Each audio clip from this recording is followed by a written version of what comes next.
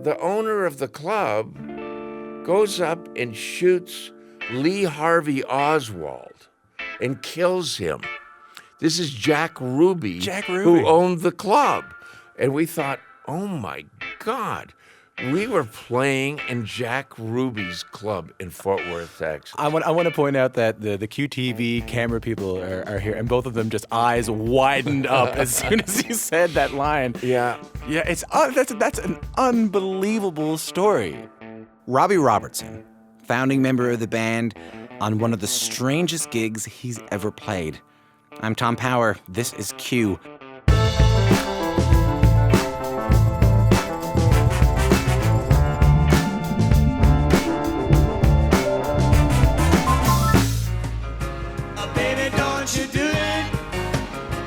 Robbie's new memoir, Testimony, goes beyond his legacy as a great songwriter. It dives into some big surprises, including his narrow escape from a life of crime. Plus, actor, director, and producer Gael García Bernal joins me to talk about his latest project, Neruda. ¿Conoce usted Neruda? No, yo no.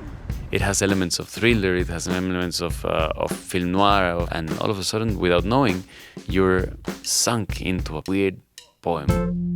No, I've never been.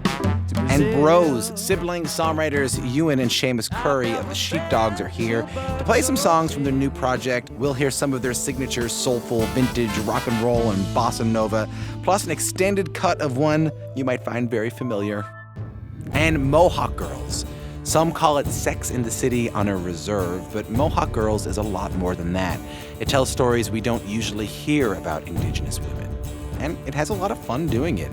You'll hear from the show's creators in an interview that got surprisingly emotional. I'm just so proud to be a part of, her achieving her dream. All of this, along with author, actor, and chalk artist Rajiv Surendra, is happening right now on Q. The story of Robbie Robertson and the band is the stuff of rock legend. From the early days backing up Ronnie Hawkins on the Toronto bar circuit, to the trial by fire supporting Bob Dylan on his controversial first electric tour, to becoming one of the defining groups of the Woodstock generation with their landmark 1968 debut, Music from Big Pink. But well before he became a rock star, Robbie Robertson had already lived a life worthy of a movie. Specifically the sort of gangster movie made famous by his buddy Martin Scorsese. Hey, Mom, what do you think? You look like a gangster. In his early years, Robbie Robertson was essentially living in a rock and roll version of Goodfellas. Drug busts and death threats from mafia henchmen, encounters with some of America's most notorious assassins. It's all there in Robbie Robertson's epic new memoir, Testimony. The book charts his life from childhood in Toronto all the way up to the band's legendary final performance in 1976 at the Last Waltz. We spoke about his failed career as an armed robber. He also shared what could be the most insane tour story you'll ever hear. You won't want to miss this. Robbie, welcome back to Toronto. It is always great to be back. Thank you. Does it feel like home still? Oh, yeah. Yeah? Oh, yeah, most definitely. We used to live just down Bloor Street a bit from Honest Ed's on the other side of the street. Yeah, near Bathurst there. Yeah. Yeah. So I've gone by there, and I was looking up at the windows and thinking, God, I looked out that window when I was a little kid, and I had big dreams. Yeah, and you really have lived most of those big dreams, and that's what I find so interesting about when I first got the book in my hands is that, ever since the band, you've done so much. You've recorded solo albums, a children's book, but now in 2016, that's when you decide, or around now, you're going to write that book that we've been waiting for, your story specifically when it comes to how you came up playing music and the band. Why now? I was going to walk through the fire. What do you mean? I was going to, because it's a lot of work. Some of it is quite painful. Right. Some of it, the process of doing it is hard a project that I've ever worked on in my life. I wrote every word of this myself, longhand. You didn't use a computer or No. a typewriter? No. No. I wrote it longhand. Wow. So then I had to edit it down to 500 pages. Yeah, right. Which is but I didn't realize it was 850 pages because it's longhand. You can't tell nothing, right? So anyway, but I felt like I was sharing and at the same time unloading a heavy weight off of me because I've What's that weight? carrying around all these stories all my life. Yeah. There's too many of them. So in writing this book, when I was finished, I just felt like I had more pep in my step. I was lighter. But what it really comes down to is setting these stories free. I think when you now think about the 1960s and mid-1960s, early 1970s, people of my generation tend to think of flower power, long hair, and one particular moment, which I don't think you'd expect if you're a fan of the band and you only know the music and you only know, say, the big pink stuff on, you haven't gone back and looked at the Hawks, was a moment where you and Levon was decide to rob a poker game. Right. Was that surprising to you now that it came to that things had gotten so bad? It was really dumb. It was like one of the worst decisions. And so many of our friends that were people that were not law-abiding citizens, right? Yes. So Safe to say, yeah. to Levon, it didn't seem that extreme. And he convinced me, and my loyalty and friendship stood up and said, if my partner wants me to do this, I'm gonna have to go there. And it was only by the grace of the Holy Spirit that something happened and prevented us from actually doing that. That could have been the ruination of our lives, of everything.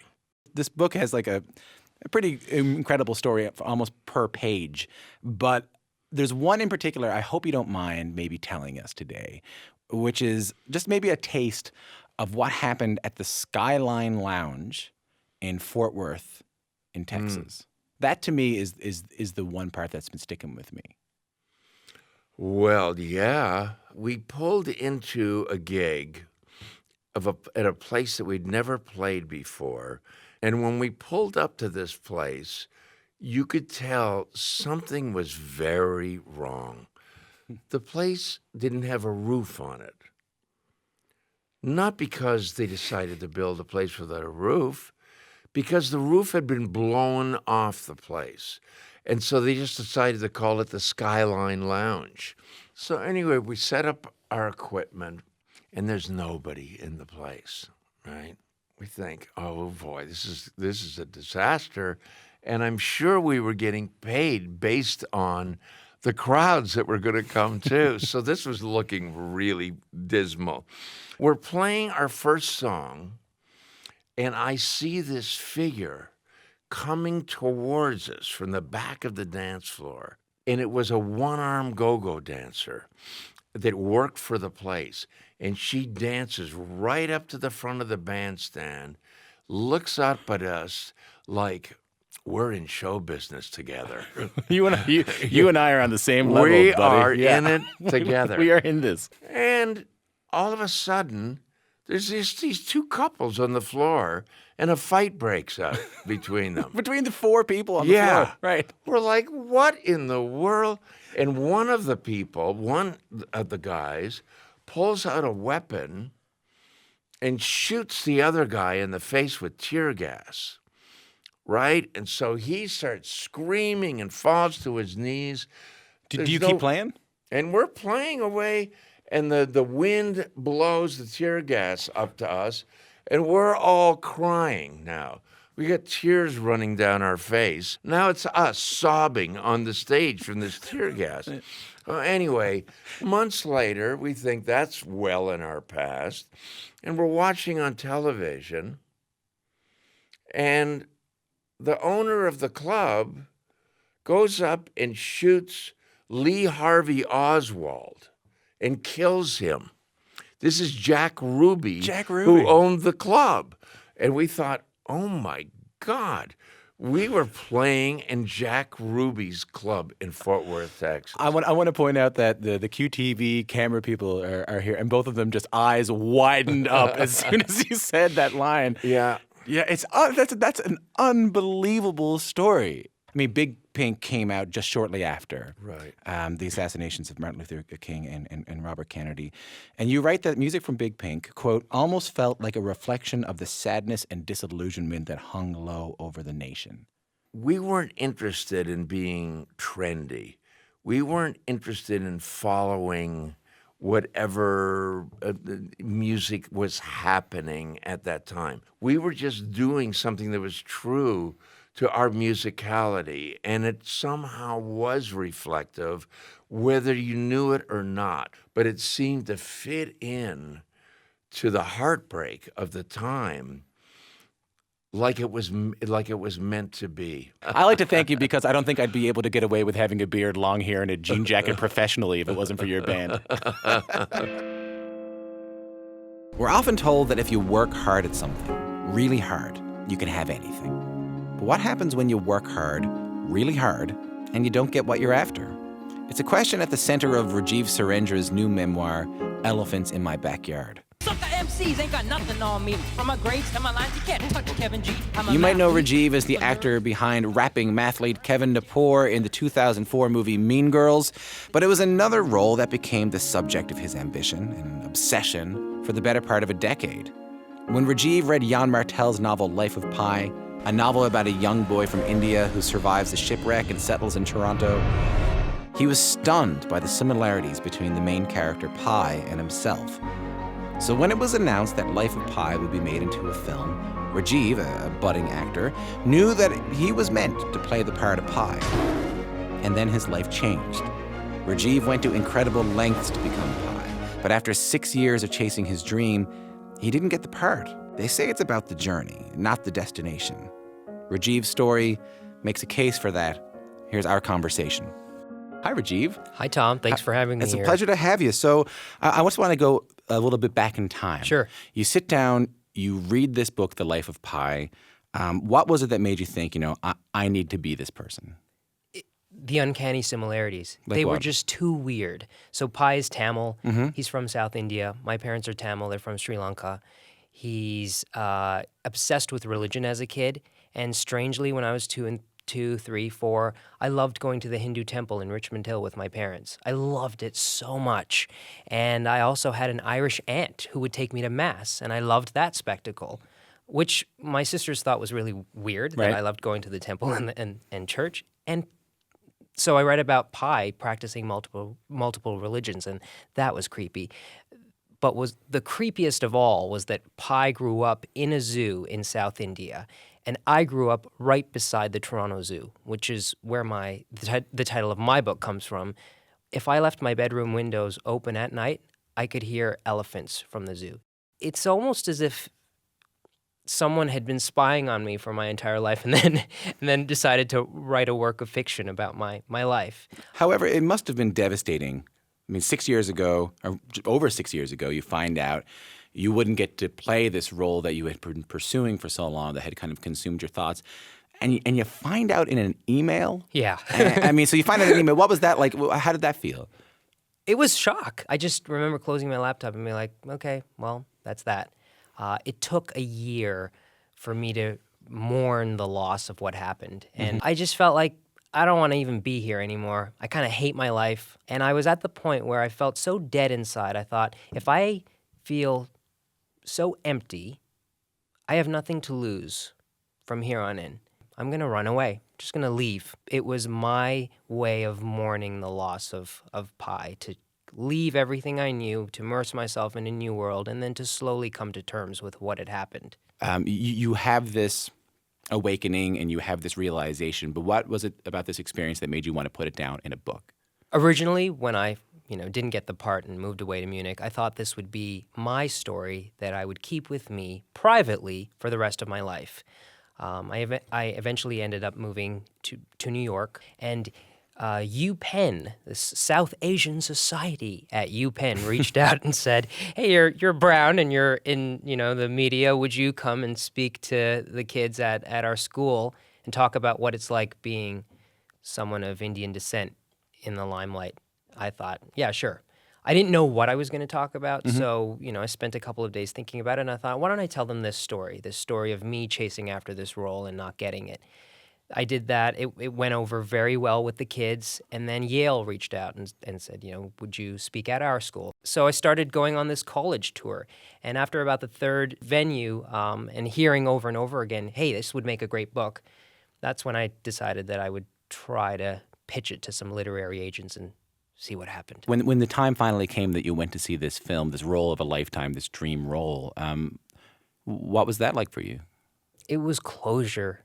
And it was actually closure in a very beautiful way for me, because ultimately I had come to terms with the fact that I was not cast in that role, but I had experienced how difficult it was for the studio to actually make the film. It went through 4 different directors. It took them 6 years to actually find the director that could technically do it. It was a very difficult story to technically adapt to the screen. And I know Yan, in his emails, expressed his frustration with how long it was taking. So for me, it truly was very wonderful to finally see it on screen. Now sitting in this chair, now talking about this book, looking back on it, would you do it all again? Completely. What happened, happened. What I did is what I did, and what I chose to do in the moment has brought me to this place right now, sitting across from you. And I feel like it's pointless looking back and regretting or thinking about what I would have changed. It's good to actually look back and embrace it and say, yeah, that was all good, because I'm going to take that and I'm going to use that to move forward and maybe write another book. Let's hope so. Rajiv Surendra, thank you so much for coming in Thanks, today. Tom. Still to come on Q, Gael García Bernal joins me to talk about his latest project, Neruda. Puedo escribir los versos más tristes esta noche. Poetry in its literal form it's already colored in a way. That's why sometimes an incredible poem, it's hard to find the music. No, I've never been. But first, a performance and chat with Bros. I've never met you, but told you, he would advise me who to see.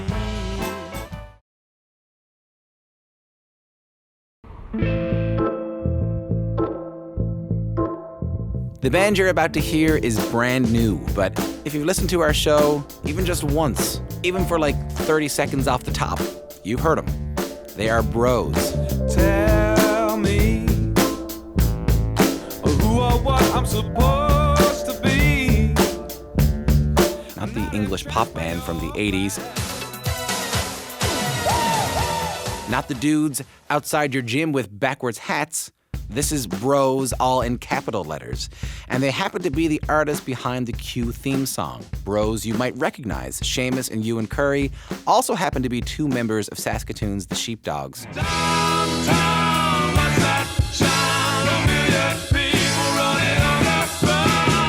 But today, they're here as Bros with their new record, Volume 1. Bros, thanks a lot for coming in. Thank you. This is cool because it's kind of like having I feel, even though this is the first time a lot of us have met, I feel like it's our house band. Yes. I feel a deep connection to this band. It's like the Q theme. Thanks a lot for letting us use the theme. No problem. I feel like Paul Schaefer of Q over here. We're like the Canadian Roots right now. Yeah. It's funny. You went with Roots and I went with Letterman's old guy. Yeah, you can tell there's an age difference right here. You can tell that right there. Only 4 years, though. Yeah. I feel like Doc Severinsen. You're going to play the big hit, which I call the big hit because it's our theme. Tell me a little bit about this song. I was very obsessed for a period of 5 years with soul music. I just try to goof around with a Wurlitzer keyboard, it's just that really cool electric piano sound in my mom's basement in Saskatoon, and I kind of cobbled together this funk tune. And so when Seamus and I came up with the idea that we were going to do a project together, this was one of the first songs that we worked on.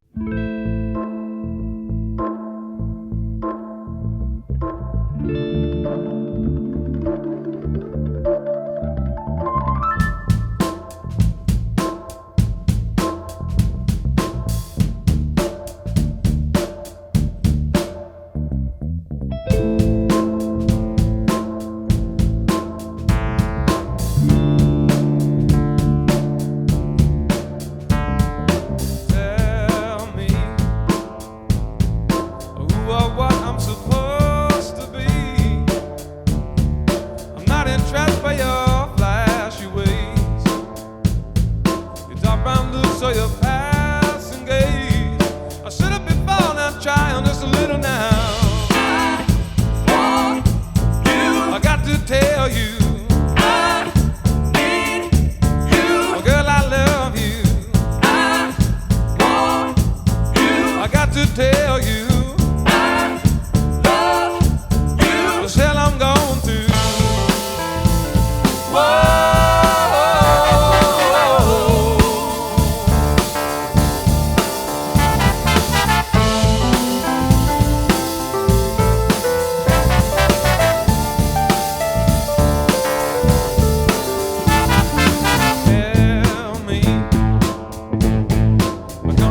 With what's gonna be,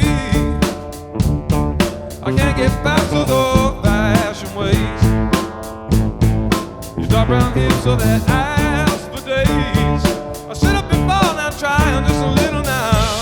I want you. I got to tell you. I need you. Baby, I love you. I want you. I got to tell you.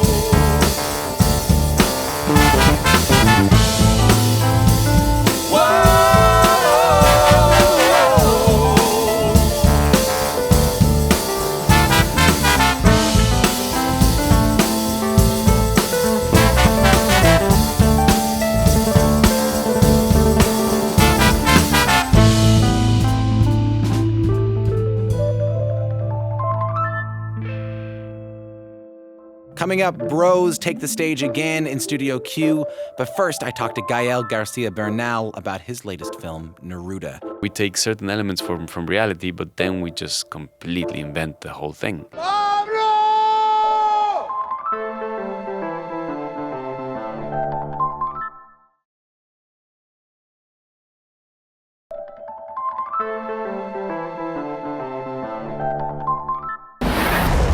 Where are you headed today? Mexico.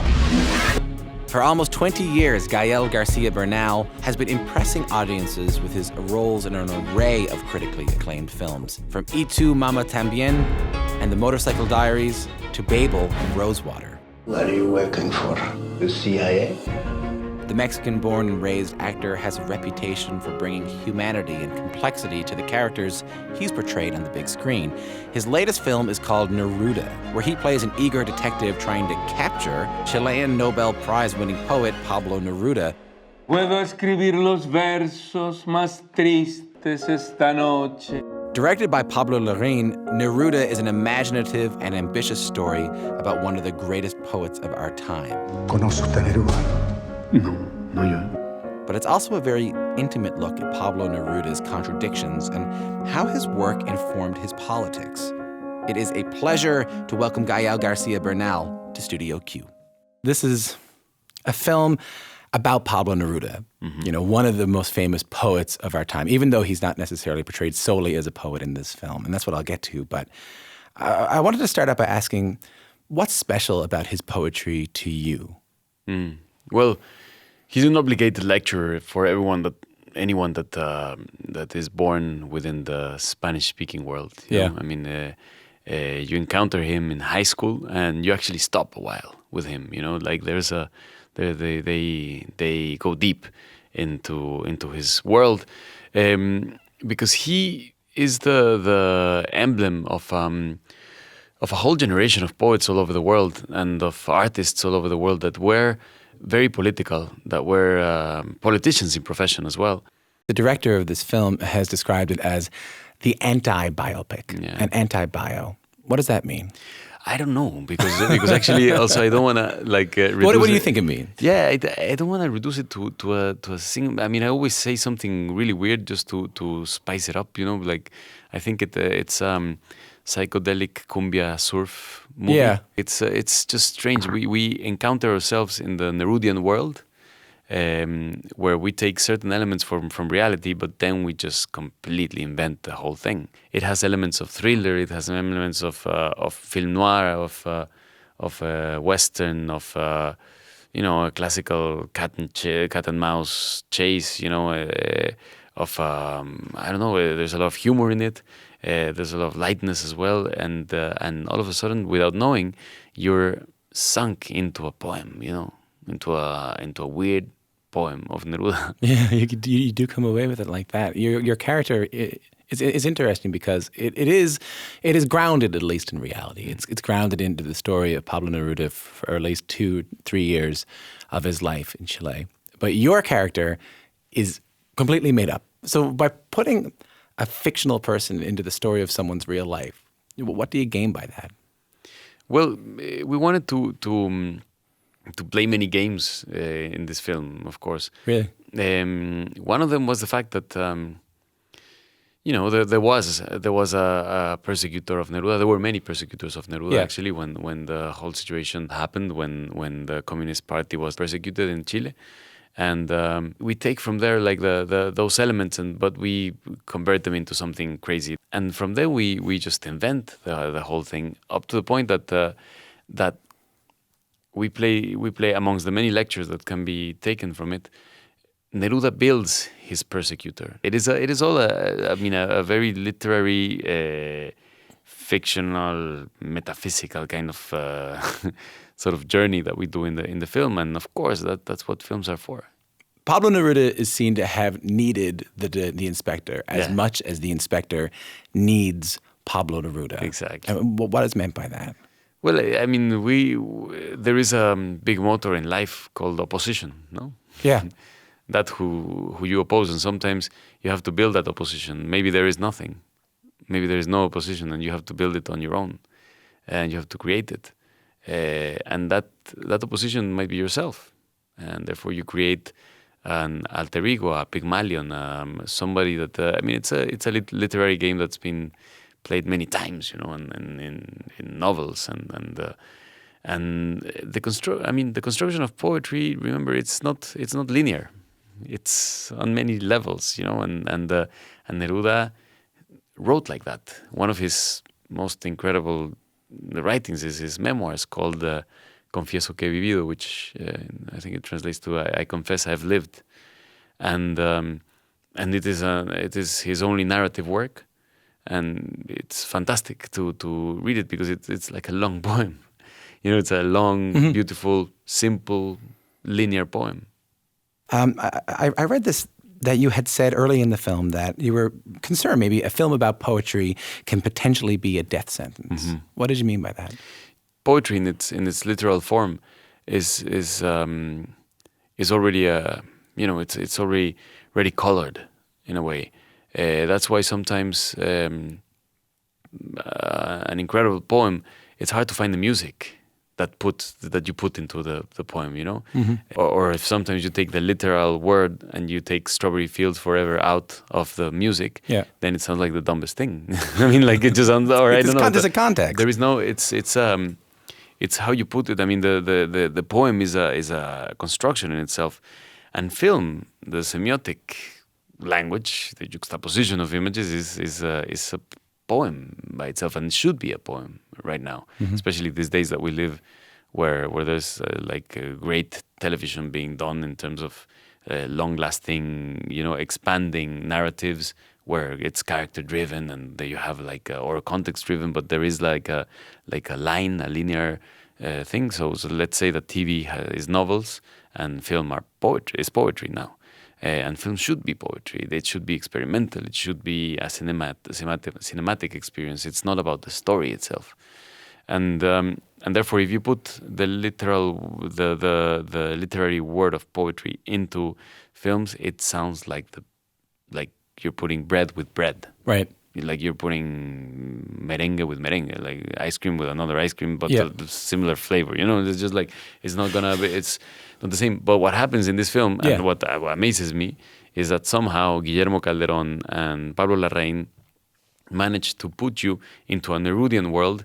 And once you're already soft and kind of enjoying the journey and everything, you realize you're being in a poem, and you realize you're inside a literary poem, and you listen to the poetry like you were listening to it for the first time.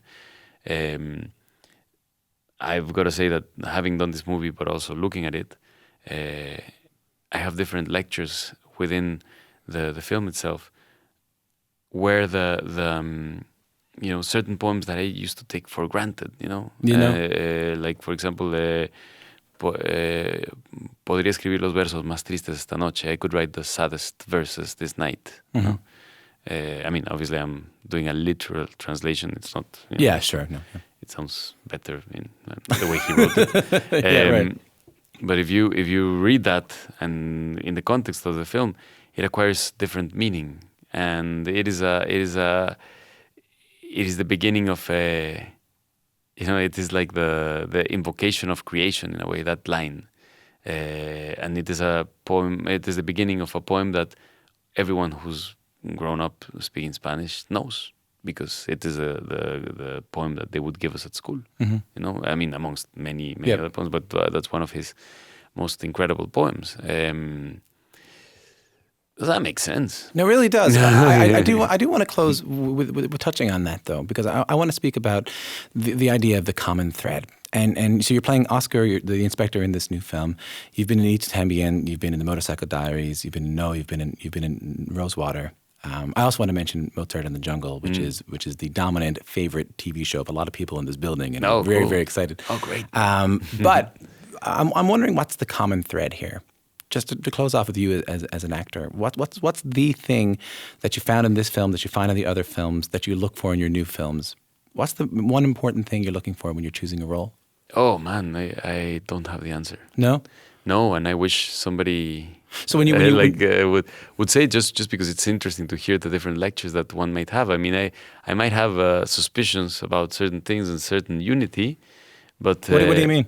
Yeah, I mean, I might be suspicious, maybe I'm doing this because of this, and there's stuff you think about before going to the bathroom or something. Yeah, but then I don't have a very clear idea of that. There's also a lot of flow in this, and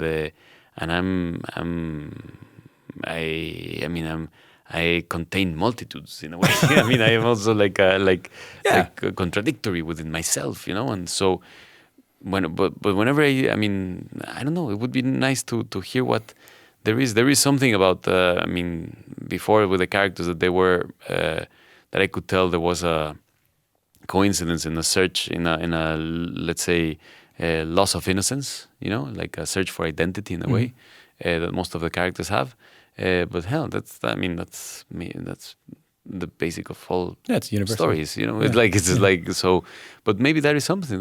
This kind of urge to exist, maybe. If anyone has any ideas, feel free to write in and let you know. Post them and put them out there and let's vote. Hey, thanks so much for coming in today, man. Thank you very much. This has been a real pleasure. The same.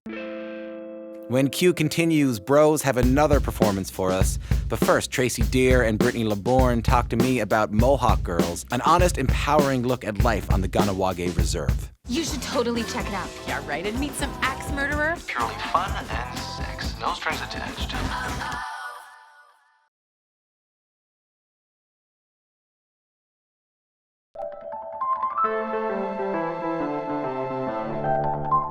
Mohawk Girls is a half-hour dramedy about 4 20-something women in the Mohawk territory of Kahnawake on the south shore of Montreal. It's an empowering and honest representation of modern life on the reserve, and it's helping to reshape the conversation about the Indigenous female experience. I went to Europe last summer. Europe? Yeah. Screw Europe. They're the assholes who stole our land. Why would you pay money to see their stuck-up bullshit culture? By the way, it's also hilarious, it's slick, it's about as addictive as anything you find addictive. For me, that would be peanut M&Ms. But trust me, I saw an episode for work, and now I actually can't stop watching it, and it's my own choice. Joining me in Studio Q is Tracy Deer, the co-creator, co-executive producer, the director of Mohawk Girls, and actor Brittany LeBourne, who plays Zoe on the show. So the show's going into its 4th season, but I want to go back because, if I'm not mistaken, you guys met at summer camp. That's correct. Well, I mean, we're from the same small community that the show is based on, and my babysitter when I was a kid was best friends with her mother. So I've actually known Brittany since she was a little girl with ringlets. And way back then, I wanted to be a filmmaker. I wanted to be a filmmaker since I was 12 years old. So with all these young thespians, I would say, one day, I'm going to have a television show and you're all going to star in it. And lo and behold, Brittany and Heather White, who plays Caitlin in the show, she was also part of the drama camp. And they're both stars of the show. Brittany, did you see that coming? You know, everyone asks me that. They're like, did she really tell you that, when you were kids? Not that she really tell you, but were you expecting it to come true? No. One, I don't remember her ever saying that. But I mean, I was some 11-year-old kid who, was like doing her own thing with her little friends. No, but I mean, I can totally believe that she said it and that she meant it. And now that she's done it, it is kind of hard to believe. I want to go back even further even. Further? Yeah, I think so. When you were both youngsters, did you see anything on TV back then that you felt represented you? Did you see yourself on television? Well, ever since I was probably 5 or 6, I always wanted to be an actress. That was my dream. I think part of me never really thought it was going to come true. No? It was just something that, it was sort of fantasy, I guess you could say. Why didn't you think it was going to come true?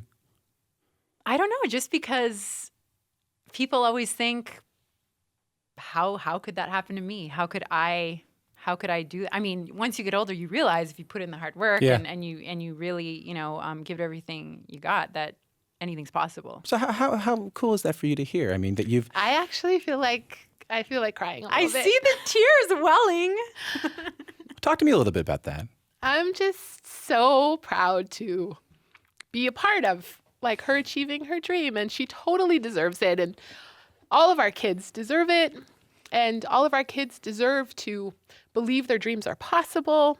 And I'm living my own dream as well. I wanted to do this since I was 12, and like Brittany, I didn't know anybody. I didn't know any Native person that was making films, but it's something I wanted. And the more people told me that'll never happen, the more I wanted to push back and say, I'm going to make it happen and I'm going to prove you wrong. And I have. And many of us are. Mm-hmm. And it's a wonderful time right now for Aboriginal people in film and television. Brittany, I want to talk a little bit about filming in your community, in the reserve in Kahnawake. It's a small town. It's a town you grew up in. And I think what people might not know when they see the show, which I, again, encourage them to do, is that it's all taking place within the town. How does the town feel about that? It's so cool. I mean, season 4, we just did season 4. So now, people in the community know Mohawk Girls. They know the show. And, it seems like more and more we have people reaching out. How can I be an extra in the show? How can I get involved? I want to be part of it. They're interested to. Yeah, and they contact me because, I'm an actor on the show. I have nothing to do with actually extras casting, but because we all know each other, they feel like they can reach out to me, and they can. You know what I mean? Like it's we all grew up, like Tracy said before, we all know each other, and even the locations. Just to have people in the community, families open their homes to us and let us film in their homes, take over their homes for days sometimes, and it's just really great to have people who you love and support you back. I mean, this show could have been filmed on a soundstage. You could have gone to Vancouver, you could have gone to Toronto and filmed it somewhere in some warehouse somewhere, Tracy. But you decided to film it in the community itself. Can you talk to me a little bit about that decision? Yeah, it's really important to me that the show is as authentic as possible in terms of the stories we tell and the place itself. And it's home. These are where the stories come from. So I think it's really important to be there. I thank both of you so much for coming in and talking to me today. This has been a real pleasure for me. Thank you so much. Thank you. And congrats on the show. It is, I don't know if I'm allowed to say this as I'm supposed to be an impartial journalist and all this, but I can't stop watching it. Bros have another electrifying performance for you when Q returns.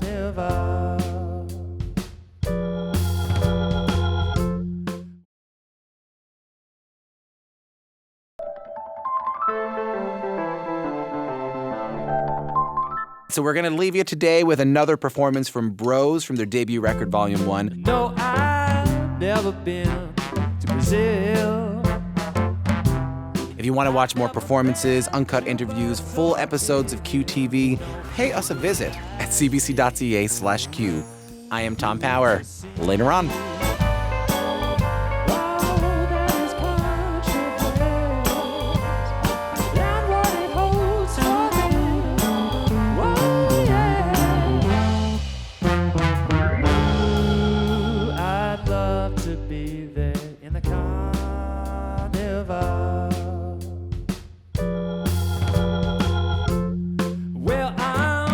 Brazil when I dream